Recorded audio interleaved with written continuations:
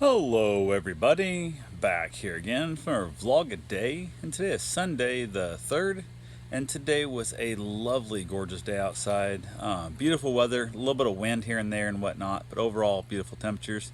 A little bit chilly on the bike. I wouldn't have wanted to run like all the way to Orlando on the motorcycle with Karen on the back without like a jacket. I could have used a jacket probably if I was going to go that far, but we were out just running around here locally having a good time. We basically got up this morning. We didn't get up super early. I was up a couple hours before her, just letting her sleep in. We ended up really up super late Friday, so we kind of started in Saturday morning, got up early, so we were recouping from that a little bit. We had somebody over and was up way later than we should have been. So, but we went up, got around.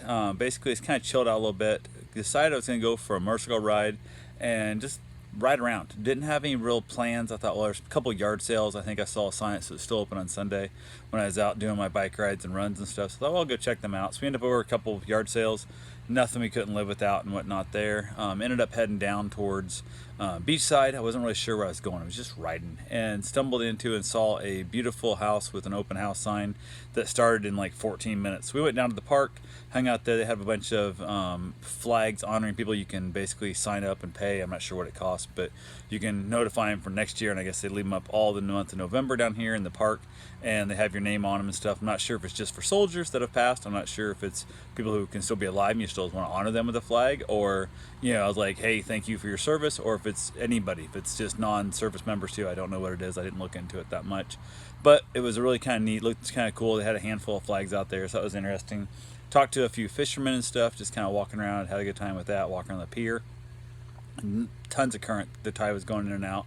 It was pretty impressive how much tide we had going through there, but hung around there a little while, give it some time for the open house to open up. From there, I swear I got something tickle on my nose. Feels like I got a bug in there or something, but it is what it is. So I went ahead and headed down and looked at this house, and it's $1.5 million.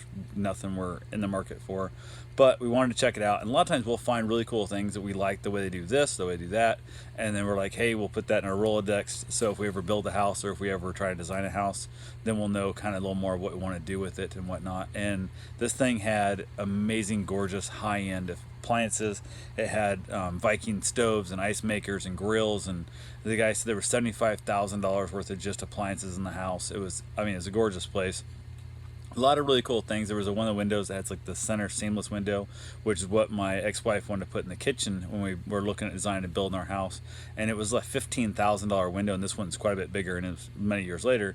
But the window itself was 15 grand. I said, we ain't paying 15 grand on a single window in a house when the rest of our house windows cost about 12, I think. So I said, but what we can do, we can put in two cheap windows right there. We'll frame it in for the big fancy window, and then once we pay this house off, that we're our construction loan on it, as soon as it's paid off, the next day we'll order that window and we'll drop that window in and happily have that $15,000 window if that's what you want to do. So went ahead, never built the house with her, so it never really mattered, but it reminded me of that situation.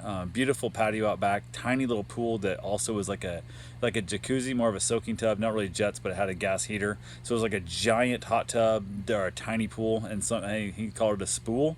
It's like a spa pool together, so, or a spa, I'm not sure which one you'd call it, but great little setup, waterfall on it, all screened in under screen, which is really cool. And something about it was like 7,500 square feet house. I'm like, what the hell? And it turns out it's 3,100 square feet under air conditioning, and they're calling it because like the garage and the covered porches and that covered screened in patio, they count that as living space. Also, it's covered living space, and I'm like, okay, you're being a little bit shitty there, but it is what it is. So they got a couple thousand, 2,500 square feet of covered porches and patios that I don't think counts as what it is. But beautiful kitchen, great, just super dark stone countertops and all kinds of cool stuff. A lot of wood, elevators for the second floor, the whole 9 yards, which I've noticed a lot of places on here have elevators just because it's such an aging community and nobody wants to climb up downstairs, which is really cool. So we looked on the place, and boathouse, 10,000 pound boat lift, the whole 9 yards.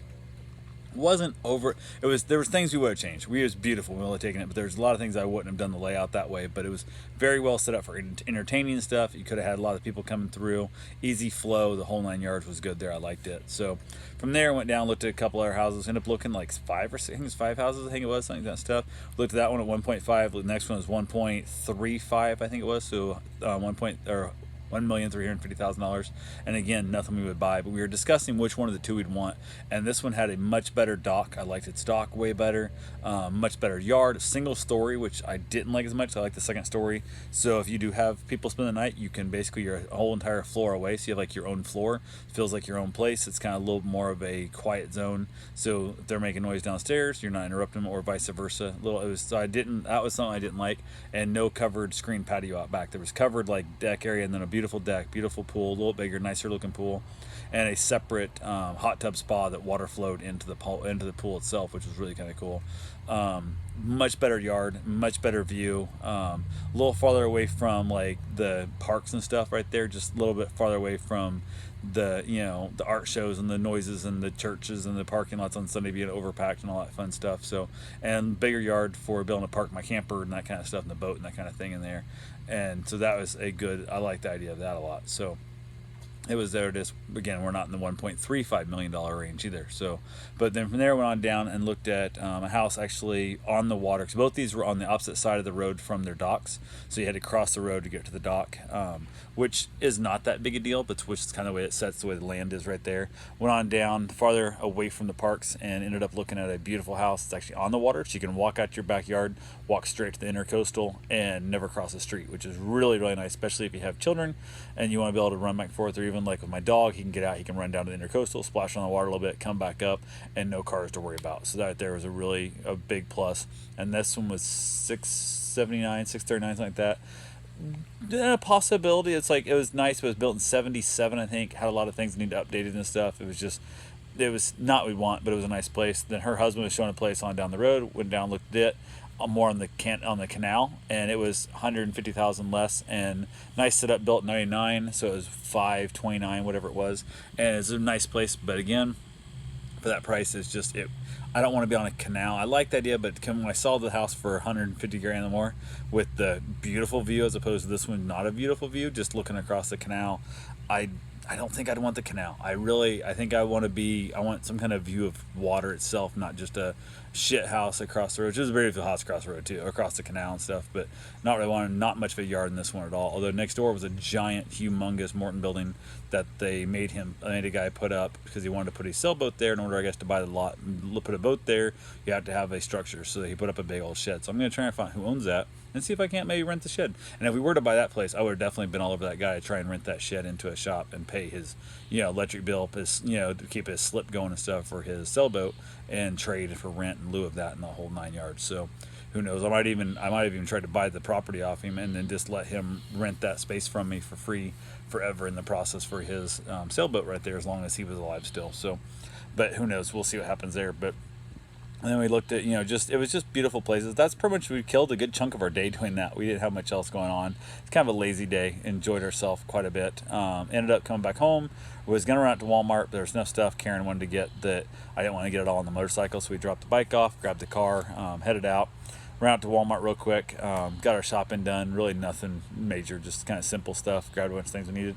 On the way out, we stopped in at Popeyes to grab two of their chicken sandwiches that they finally got brought back out today for the first time. I had one a few months ago when it's out back when it was very first out, and it's different. They've changed it. The breading's a lot thinner, and it's not as big a piece of meat, which not a big deal, still plenty of food. Cause I remember the first time I ate just the sandwich, and I remember thinking, wow, I don't know if I can eat all this. Like, it was a lot of food. Like, I was not starving by any means, but I was like ready to eat, and I was like, wow, this is a lot of food.